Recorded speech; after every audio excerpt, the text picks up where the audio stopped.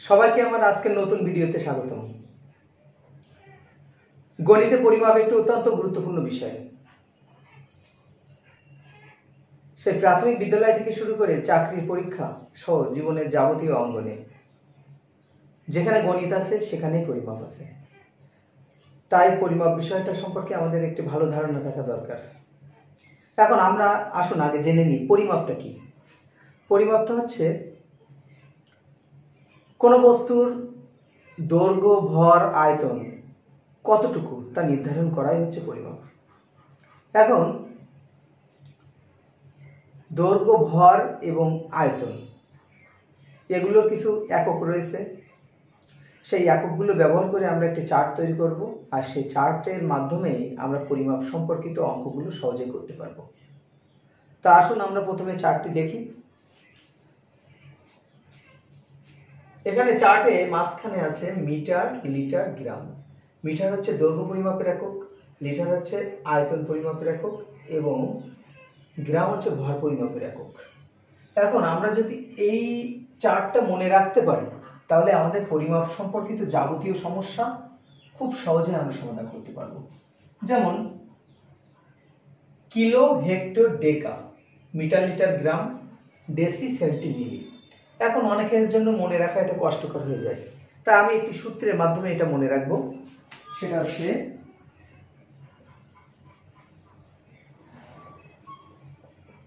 কিলাইয়া হাকাইয়া ডাকাত মারিলে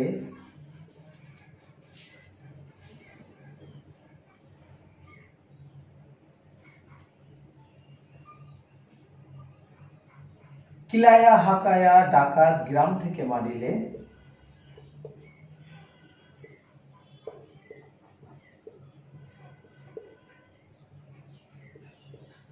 দেশের শান্তি মিলিবে। এখন কিলায়াতে কিলো, হাকায়াতে হেক্টর,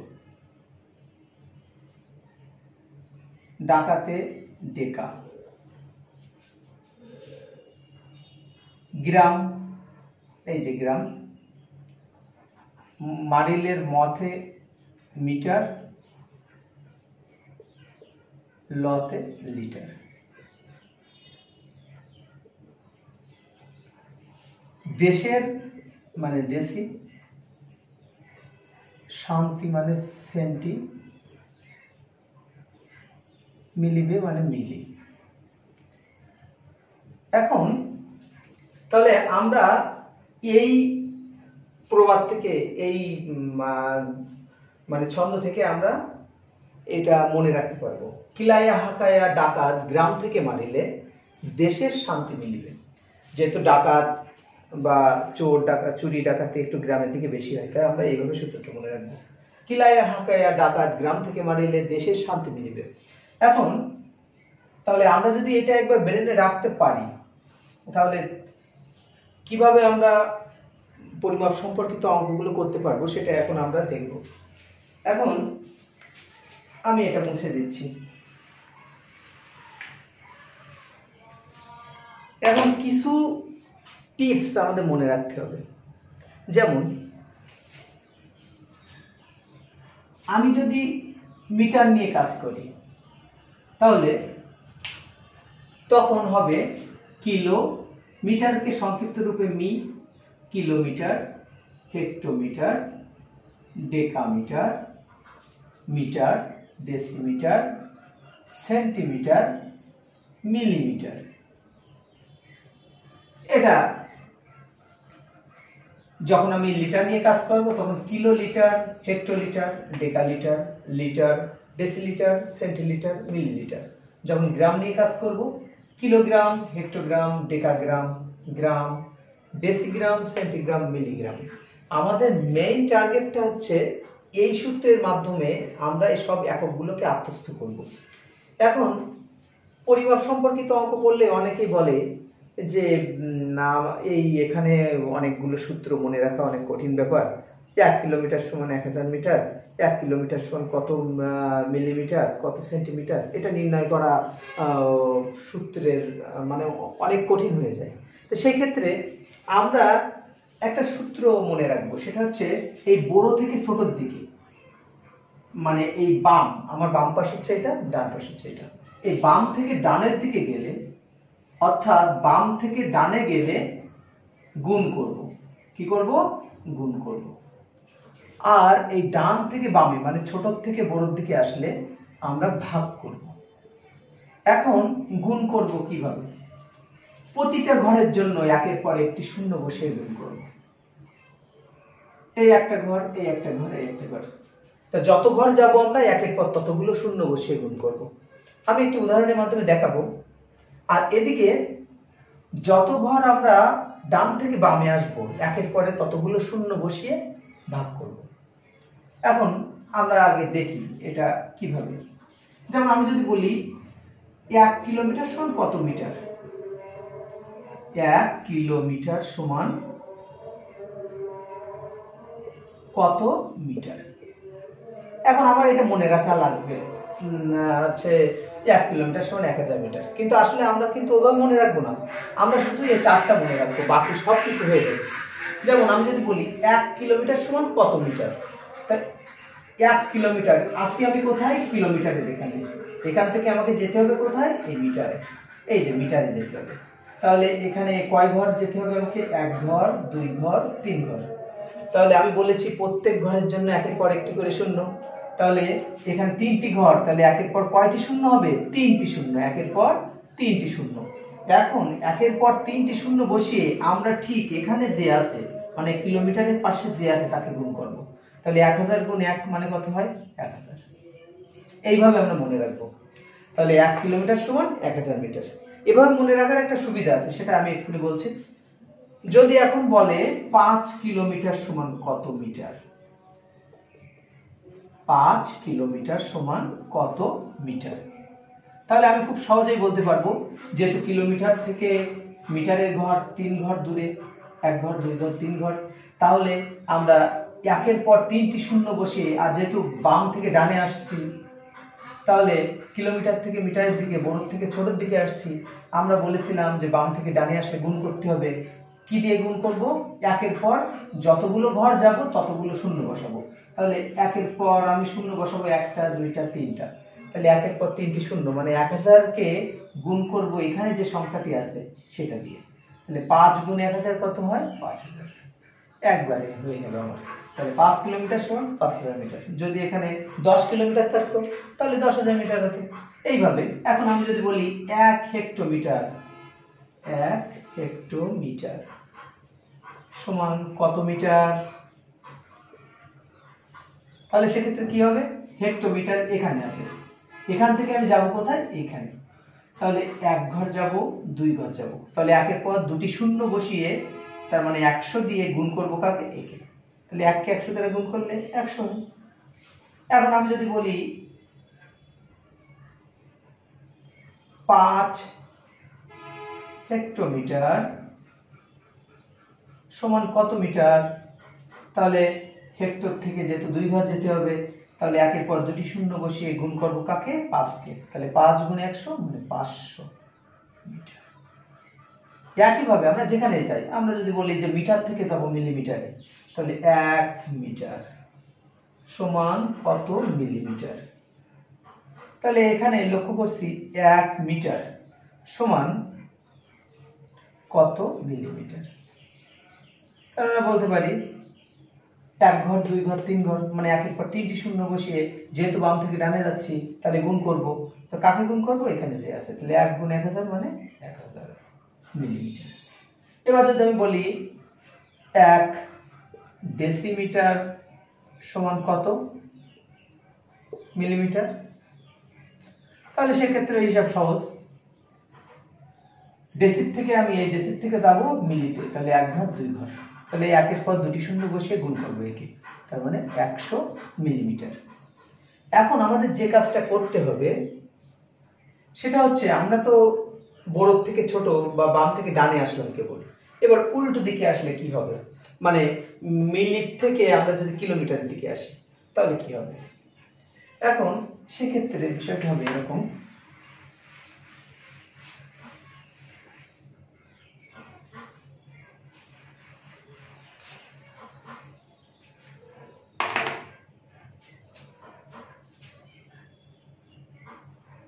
এক মিলিমিটার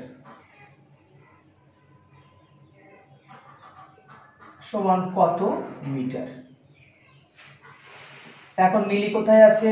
ডান পাশে। আমরা আসবো কোন দিকে? বাম দিকে। কয় ঘর আসবো? এক ঘর, দুই ঘর, তিন ঘর। তাহলে এখানে যে ছিল, এখানে ছিল কি? মিলি। মিলির পাশে কে আছে? এক। তাহলে আমি বলেছিলাম প্রতি ঘরের জন্য একের পর একটি শূন্য, তাহলে যাচ্ছি এক ঘর, দুই ঘর, তিন ঘর, তাহলে একের পর তিনটি শূন্য বসাবো, মানে 1000। 1000 দ্বারা ভাগ করবো কাকে? এই মিলিমিটারের পাশে যে আছে, মানে এক। তাহলে 1 ভাগ 1000। এখন একে যদি আমি দশমিক আকারে রাখি তাহলে কিভাবে করতে মনে রাখতে পারি? ঠিক যে ঘর থেকে যাব, এই যে মিলিমিটার, এখানে দশমিক বসাবো, আর এইখানে যে জিনিসটা আছে, যে সংখ্যাটা আছে, সেটা বসাবো ঠিক ওই মিটারের জায়গায়। এই এর মাঝখানে যতগুলো ঘর আছে শুধু শূন্য বসাবো। তাহলে কত হলো? 0, এর আগে একটি শূন্য বসিয়ে নিলাম, 0.001 মিটার। তাহলে আমরা বলতে পারি 1 মিলিমিটার সমান কত মিটার? 0.001 মিটার, বা 1000 ভাগের 1 ভাগ মিটার। তার মানে 1 ভাগ 1000 মিটার যেটা হয়। এখন আমরা যদি এটা বলি 1 সেন্টিমিটার সমান কত মিটার,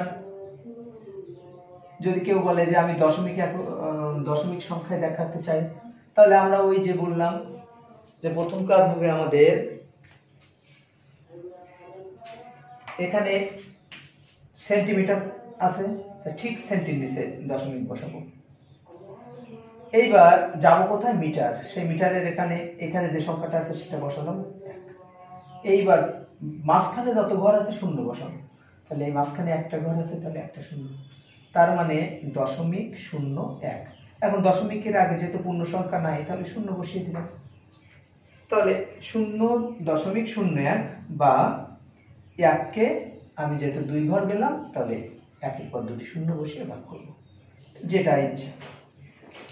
তাহলে আমরা এর থেকে একটা ধারণা পেলাম যে আমরা মিলিমিটার থেকেও আমরা এদিকে যেতে পারবো। এখন আমি বলি 1 মিটার, এখন যদি একটা কথা বলি যে 1 মিটার সমান কত কিলোমিটার, তাহলে সেক্ষেত্রে কি করব? তাহলে আমরা ওই যে দশমিক বসালাম, তারপর 0 0, আর ওই যে এখানে মিটারের পাশে যে আছে তাকে বসাবো এখানে, তাহলে 0.001, 0.001, আর দশমিকের আগে একটি শূন্য বসিয়ে দিলাম। এখন আমরা যদি এইভাবে বলি 5 ডেসিমিটার সমান কত হেক্টোমিটার, কত হেক্টোমিটার। এখন ডেসিমিটার কোথায় আছে? এইখানে, এইখানে, আর হেক্টোমিটার আছে এইখানে। তাহলে ডেসির এখান থেকে দশমিক বসালাম, তারপরে যতগুলো ঘর মাঝখানে আছে, আর হচ্ছে হেক্টোমিটারে আমি ওই সংখ্যাটা বসালাম 5, এই যে 5। তাহলে এর মাঝখানে কি করব? আমরা শূন্য বসাবো। তাহলে এখানে দশমিক আছে ডেসিতে, আর এখান থেকে একটা ঘরে শূন্য, দুটো ঘরে শূন্য, 5। তাহলে 0.005, তার মানে 0.005। তাহলে আশা করি সবার জন্য বিষয়টা সহজ হয়ে গেছে। এইভাবে যদি আমরা প্র্যাকটিস করি, আমরা যে কোনো একক থেকে অন্য এককে যেতে পারবো। এখন এটা তো আমি মিটার দিয়ে দেখালাম, যদি থাকতো এখানে, যদি এখন মিটার না থেকে এখানে যদি এখন লিটার থাকতো, তাহলে সেক্ষেত্রে কি হতো?